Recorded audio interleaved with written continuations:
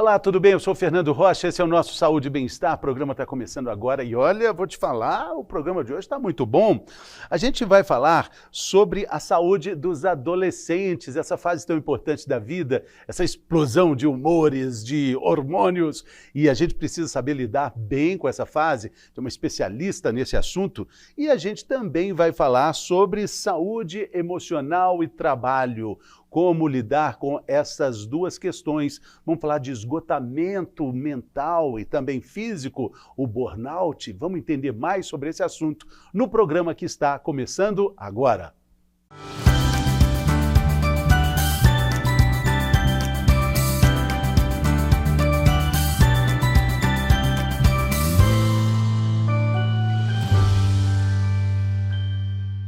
Vamos lá então, começando o programa falando sobre as necessidades de um adolescente, de um entendimento dessa fase da vida. Ainda não é adulto, mas também já não é mais uma criança.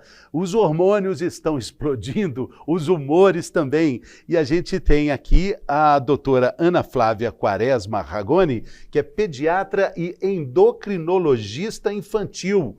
Interessantíssimo, né? Ela é da equipe de endocrinologia pediátrica da Rede Mater Dei e professora do Departamento de Pediatria da Faculdade de Ciências Médicas de Minas Gerais. Bem-vinda, doutora. Obrigada, Fernando. Um prazer estar aqui com você hoje. A alegria nossa aqui, a gente estava falando, né? Aqui no nosso canal Viver Brasil, a gente tem muitas mães de adolescentes, de pré-adolescentes, muitas dúvidas. Quando fala desse assunto, fala, nossa senhora, é muito difícil. É difícil mesmo ou não é tão complicado assim?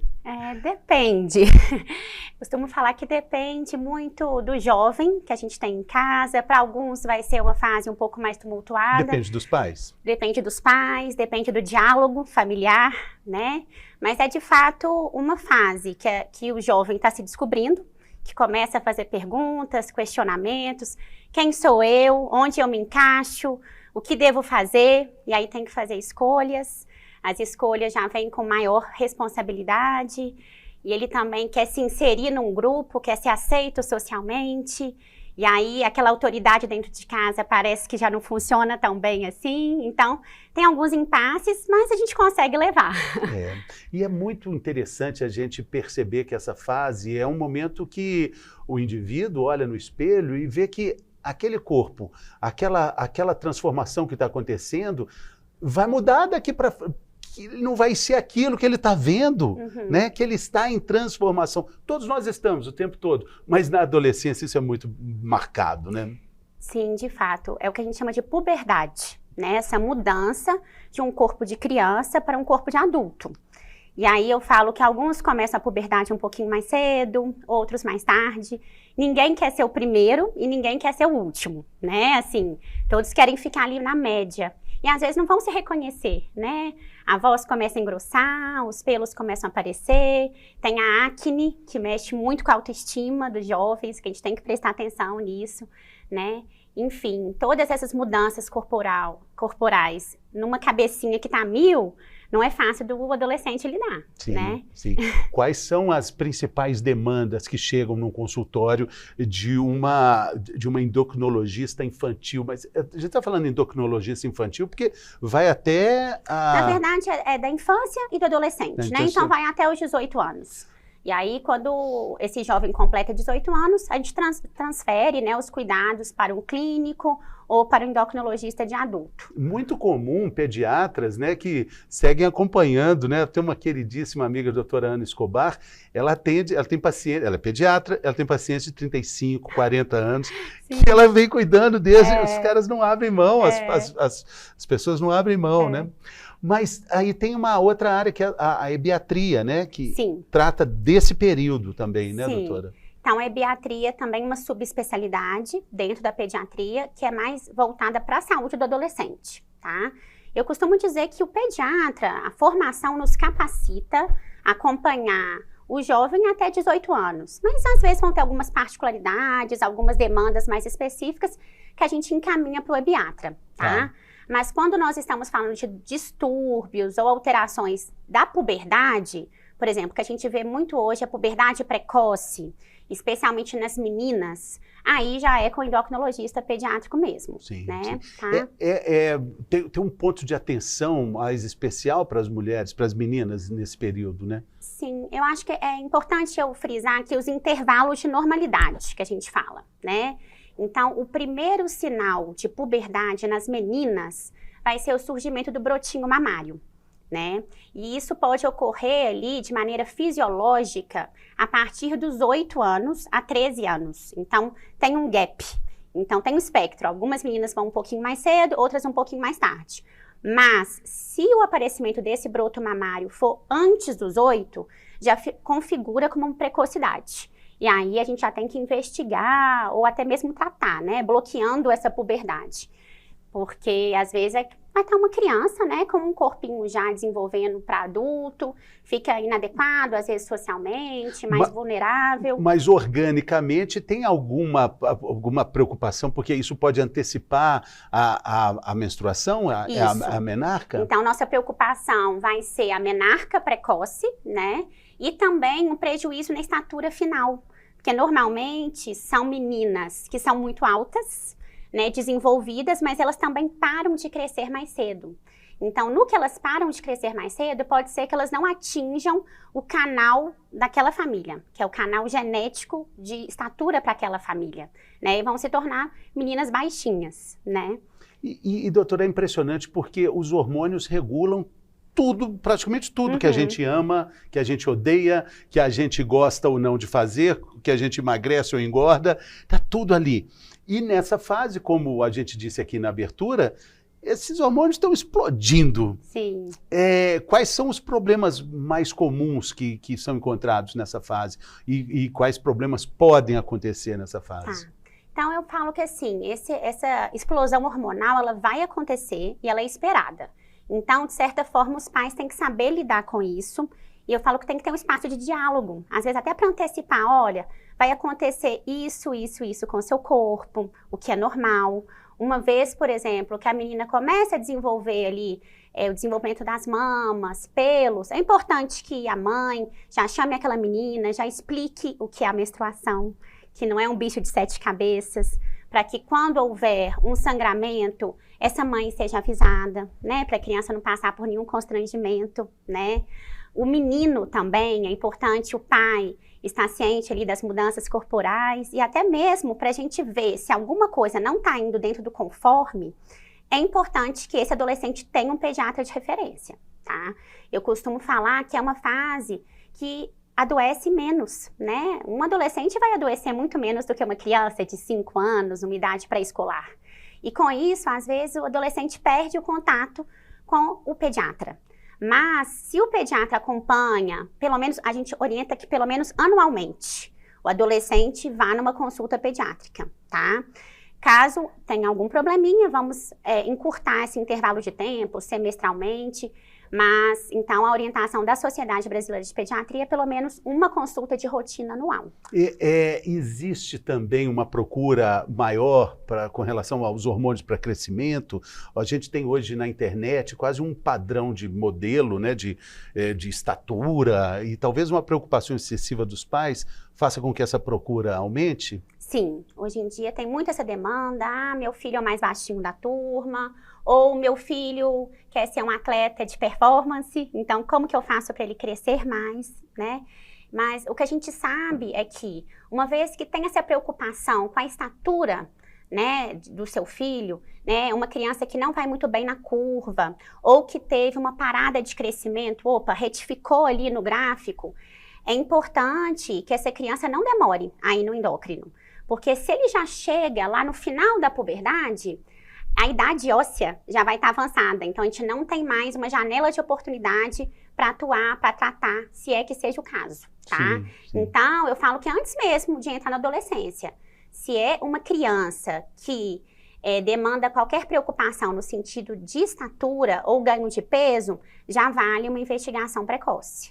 Tá? E tem muitas coisas envolvidas quando a gente fala nesse desenvolvimento, né? Ligações com causas que aparentemente podem não estar muito conectadas. Por exemplo, a doença celíaca pode estar ligada a um desenvolvimento menor de crescimento? Com certeza. Não é raro, né, o pediatra encaminhar para o endócrino pediatra, falando, olha, é uma criança que não está crescendo bem, não está ganhando peso, não está ganhando estatura, e aí a gente faz uma investigação, né, porque todas as doenças pediátricas, por exemplo, uma anemia pode impactar no crescimento, uma doença celíaca, antes mesmo de dar qualquer manifestação gastrointestinal, pode dar uma interrupção. Antes, a intolerância ao glúten, antes de ter algum problema gastrointestinal, pode envolver o desenvolvimento da altura. Olha que interessante. Exatamente. Então, às vezes, o endócrino vai fazer esse diagnóstico, mas aí depois vai encaminhar para o gastropediatra, para uma outra especialidade, porque aí já não é um problema hormonal. Você concorda? É uma doença celíaca que está impactando ali no crescimento. Aí trocou de especialista. Exatamente. Né? Agora, tem também o crescimento rápido, né? Aquele estirão puberal. Isso.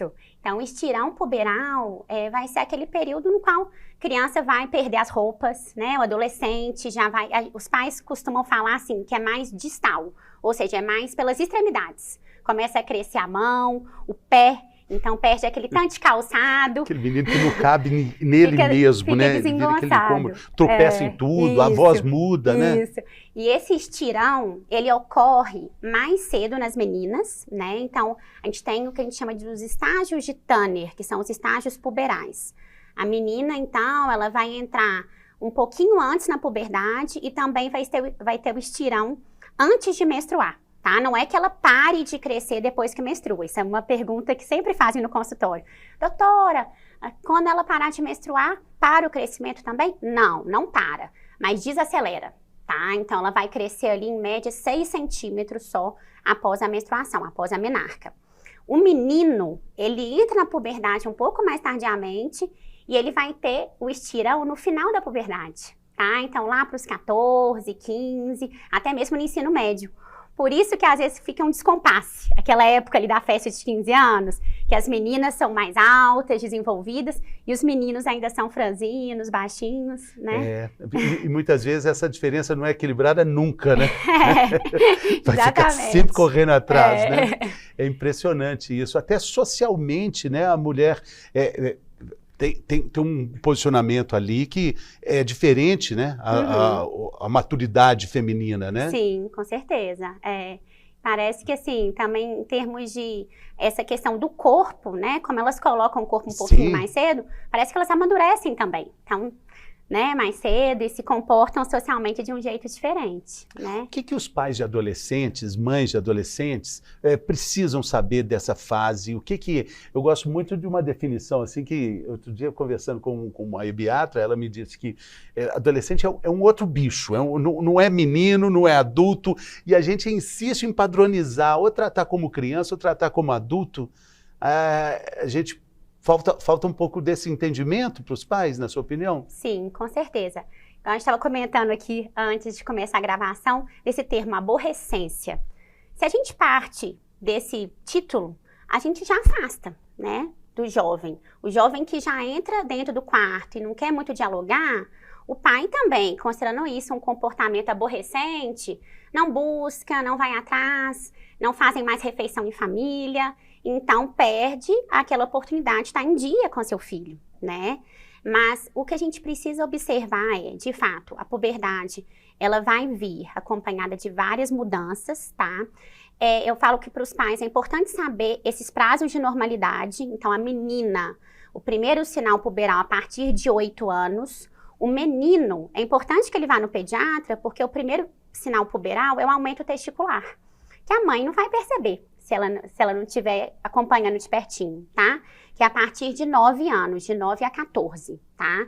Então, tudo que acontecer antes desse prazo, a gente considera precoce, e se houver uma demora, um atraso puberal. Então, isso exige uma avaliação de perto, tá? Então, isso eu tô falando do campo orgânico. Agora, do campo comportamental, eu falo que é o diálogo, sempre em dia, né? A gente ter regras dentro de casa, para o convívio, a mesa, eu falo que assim, deixar o celular de lado, né? Para os pais terem voz, poder de voz, eles também têm que dar o exemplo. Porque às vezes eu canso de ver pais falando que, olha, meu adolescente não me escuta, só tá olhando para baixo, só tá teclando, mas o pai também tem um comportamento semelhante, né? Então, eu costumo criar a prática do estacionamento do celular. Falo que toda casa tem que ter um, né? Então, na mesa, nas refeições familiares, não entra celular. Tem que ter um lugar para deixá-lo. Entendeu? Tá? Estacionamento de Estacionamento celular. de celular. Dica Para os de pais ouro. e para os Sim, filhos. sim. Tá? Porque o tempo de tela desejável que a gente fala, quando a gente fala tempo de tela, seria um somatório de tablet, videogame, celular, tela, computador. Seria um prazo razoável ali 2 a 3 horas por dia, tá? Sem fins acadêmicos, tá? Então, que às vezes vai ter aula online, isso não entra. Mas eu falo, 2, 3 horas por dia, dá para fazer bastante coisa, né? Dá para interagir, mexer nas redes, enfim, com uma certa supervisão dos pais também, né? Não aquele controle excessivo, mas é importante que os pais estejam por dentro dessas mídias, mas um uso ponderado. E é muito importante também que os pais entendam que tem uma plasticidade cerebral que ainda, por mais que pareça que está tudo resolvido, mas tem alguma coisa, aliás, muitas coisas ainda estão em formação quando a gente tem um adolescente, né? Eu falo que as escolhas não são definitivas, né? Então a gente rotula. Eu falo que é bom a gente falar assim, você está assim, você não é assim. Entendeu? Se a gente adjetiva, aquilo vira um estigma daquele menino, que ele é desobediente, que ele é mau caráter, que ele é bagunceiro, mas você está assim, pode ser um transitório, né? Sim, sim. Eu vi uma reportagem muito interessante falando sobre essa plasticidade neural que o adolescente tem, com relação à noção de espaço e fazendo uma comparação quando a gente vai atravessar uma rua, por exemplo. Quando a gente vai calcular a distância que um carro tem para chegar até onde a gente quer chegar, a gente pode atravessar com segurança ou não. Parece que até os 13 anos, com 13 anos, o adolescente ainda não tem essa capacidade totalmente desenvolvida. Exatamente. Então, a gente precisa ter atenção com uma criança. Criança de 13 anos não é criança. Com adolescente. A gente comete esses enganos, tá? Em consultório, chamando de criança, fica aquela fase. Chama como? Chama o quê? Eu costumo chamá-lo pelo nome, tá? Eu costumo chamá-lo pelo nome e nas consultas é importante que a gente tenha um período só com o adolescente, tá? Então pode ser que os pais sejam convocados num primeiro momento, mas é importante falar, fulano, agora vamos ficar só nós dois aqui. Tá. Tá? Na sua percepção, doutora, os adolescentes estão começando também a experiência sexual mais cedo? Ah, sim. Isso é visível? Isso é uma percepção de consultório visível? Sim. Sim, então começa na prática sexual mais cedo, então assim, isso é importante ser abordado, por isso até que nesse período, na ausência dos pais, a gente consegue abordar isso com um pouco mais de tranquilidade, tá? Tendo até um sigilo médico, eu falo que aquilo que não for colocar o adolescente em risco, a gente pode deixar só no âmbito do médico e do paciente. Ele precisa ter essa relação de confiança? Sim, com certeza, tá? E é também um período para a gente começar a investigar algo que também é um problema mundial, que é a obesidade, né? A endocrinologia vai cuidar disso aí, detectando problemas desde cedo, né? Eu falo que é a epidemia do século, viu? É a obesidade. Falam até na diabesidade, né? Que Exatamente. É diabetes com obesidade. Que vem, a obesidade por si só, ela já é uma doença crônica, né? Que vem com uma série de outras complicações. E muitos pais ignoram um pouco esse fato do sobrepeso, na obesidade infantil, porque pensam assim, depois que fizer o estirão, vai emagrecer. Vai emagrecer. E não é isso, tá? A gente tem dados que 2/3 dos adolescentes que entrarem ali na puberdade com obesidade serão para sempre obesos. Então, a época de combater é desde sempre, mas sempre há tempo também da gente retomar bons hábitos, assim, passa pelo estilo de vida, mudanças alimentares. Eu falo que aí não é só do adolescente, é de toda a família. Tá. Todo mundo tem que formar um time. Muitas vezes tem um adolescente que é obeso com um irmão magro. As orientações são para ambos, tá? Não adianta eu fazer um cardápio para um, né, e ele ficar ali na berlinda, sendo que a família, o restante inteiro... A geladeira tem que emagrecer, né? Exatamente. Também, né? Geladeira magra ajuda a casa inteira, né? Bom, doutora, a gente tem aqui um quadro que se chama Mitos e Verdades, e quando a gente fala sobre puberdade, sobre esse período, né, tão especial, a gente tem também muitas informações distorcidas, né? Sim. E aí temos o quadro. Vamos lá? Vamos lá. Então é agora.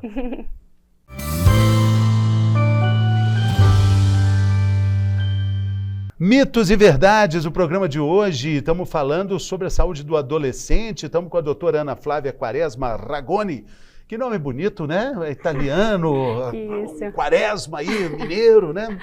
Doutora, mitos e verdades sobre a saúde do adolescente. A primeira frase é essa, eu te falo, você me diz, é mito, é verdade, tá bom? Ok. Surgimento de pelos na região genital indica que o menino está na puberdade. É mito ou é verdade?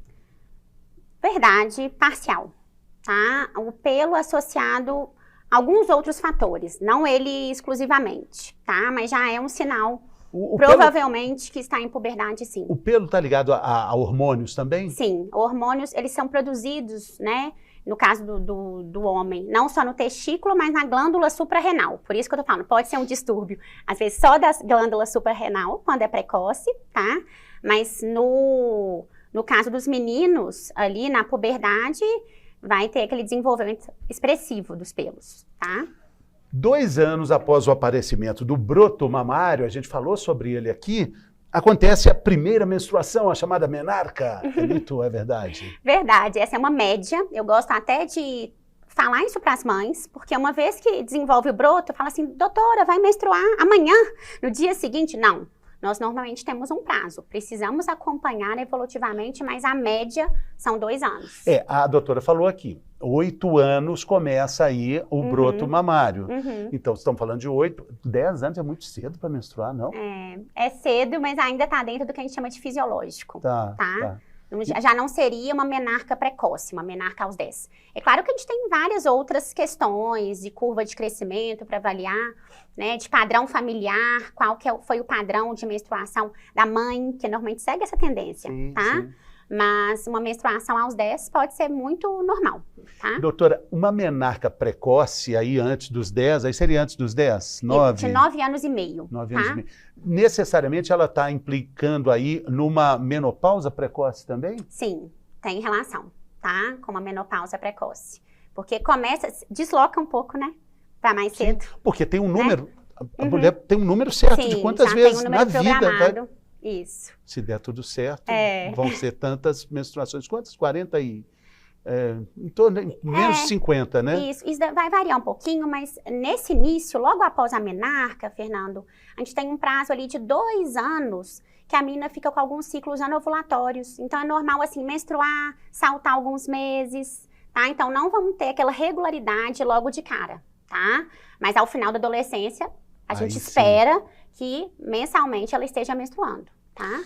A outra questão é essa, a idade do início da puberdade dos pais tem relação com a idade da puberdade dos filhos? É mito ou é verdade? Verdade. Por isso que a gente sempre pergunta, a mulher nunca esquece quando foi a menarca. Para o homem é mais difícil de caracterizar, porque eu vou falar, quando que você teve a puberdade, Fernando? Você sabe me falar? Eu não sei. Não sabe, porque não tem esse marco. Eu diria 13 anos, eu diria 13. O homem não tem esse marco, mas ele vai lembrar se ele foi um dos primeiros ou dos últimos, especialmente. Ele vai te falar, nossa, eu entrei na faculdade e eu ainda estava crescendo. Opa, provavelmente foi atrasada, né, essa puberdade, né? Mas os problemas que eu tive na minha adolescência, a maioria continua até hoje. Nossa, que tanto problema, doutora. Eu acho que não passou a adolescência ainda. Vamos lá, então, a outra questão é o peso de nascimento. O fato de ter sido prematuro, por exemplo, pode contribuir para antecipar o início da puberdade? É mito ou é verdade? Pode. Essa prematuridade ou aquele pequeno para a idade gestacional, bebê que nasce pequenininho, ele pode sim ter uma antecipação. Então, a gente tem que ter maior cuidado, tá? Com esse prematuro ou esse bebê nascido PIG, que a gente fala. É interessante, então, né? Porque adianta tudo, né? Sim, sim. Dentre várias outras alterações metabólicas, tá? Ele tem maior risco para dislipidemia, para o desenvolvimento de um sobrepeso, diabetes. Então, a gente tem que ficar de olho. Por outro lado, o bebê com muito peso pode indicar problemas também para a mãe, né? De diabetes também? Sim, sim. Com mais de 5 quilos seria um ponto de atenção? Na verdade, normalmente 4 quilos. Tá? Mais de 4? Porque eu falo que a mãe que tem diabetes, né, o ambiente é hiperglicêmico. Com isso, o bebê produz mais insulina. E a insulina é anabolizante. Então, vai nascer aquele bebê grandinho, tá? Normalmente acima de 4 quilos, se for um diabetes gestacional mal controlado. E esse bebê que nasceu com mais de 4 quilos, ele também corre o risco de está mais propenso ao diabetes? Na verdade, não. Isso daí não. Não configura como risco, Só não. se a vida for, né? Depende da vida, né, doutora? Depende do estilo de vida dele. E depois a última aqui. A culpa é dos hormônios. É mito ou é verdade? Eu acho que é um pouco de mito, tá? Porque não são só os hormônios, é toda uma questão comportamental e social. Então... Tadinho, não está preocupando nos hormônios, né? Mas falando em hormônios, uma coisa que eu gostaria de pontuar aqui é sobre os disruptores endócrinos, né? Isso aí está muito em alta, que são coisas que a gente consome no nosso dia a dia e que podem antecipar um pouquinho a puberdade. Disruptores endócrinos. O nome é chique, né? Mas é preocupante. Porque ou desreguladores, tá? Seria Quais um sinônimo. Por exemplo, o bisfenol, aquele BPA, que a gente vê que está presente em plásticos, ele poderia, né, ser um deles. Parabenos, fitalatos, que estão presentes em vários cosméticos, tá? Então, eu falo que assim, criança não deve usar cosmético, ainda mais cosmético de adulto. Não é à toa que a criança não pode usar aquele esmalte de adulto, né? Esmalte, batom. Então, assim, falo que deixa a criança ser criança, né? Não precisa ficar, né, vestindo que nem uma senhora. Tudo no seu tempo. Porque vai ter a vida inteira para usar aquilo, né? Verdade. Então, o ponto de atenção é que esses produtos... Existe, claro, uma rede de produtos infantis. Claro, sim, né? Então, produtos mais naturais, orgânicos. Então, se é que até mesmo muitas famílias nos procuram por conta de odor axilar. Então, meu filho está começando a usar desodorante. Até mesmo desodorante antes de 12 anos, é importante a gente escolher aqueles de preferência sem alumínio, sem parabenos, né? Temos opções no comércio, tá? Mas opções voltadas para o público infantil.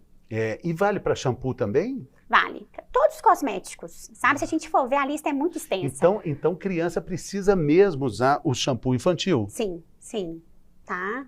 Então, isso é uma coisa que a gente tem visto muito, até um dos motivos de pesquisa para essa antecipação da puberdade. Será que as crianças estão mais expostas a esses... É muito ainda desconhecido, tá? Mas podendo evitar, melhor. Olha, essa é a dica de ouro, a dica para as mães aqui do nosso Saúde e Bem-Estar. Lídia, Bianca, enfim, atenção com essa, eu acho que essa é a dica de ouro do programa. Produtos cosméticos, shampoo, batom, isso para as mulheres. E para os meninos, o shampoo adequado, shampoo infantil, né? Também. Muito bacana. Cremes hidratantes também? Também, tá? Então, tudo isso a gente podendo olhar protetor o solar? rótulo, em menor grau, mas sim. Sim, interessantíssimo isso. Bom, muito obrigado, foi muito útil a entrevista aqui. Doutora Ana Flávia, muito obrigado, sucesso aí, volte sempre. Obrigada, foi um prazer. A gente vai fazer um rápido intervalo, daqui a pouco a gente volta, vamos falar sobre saúde mental, burnout, daqui a pouco.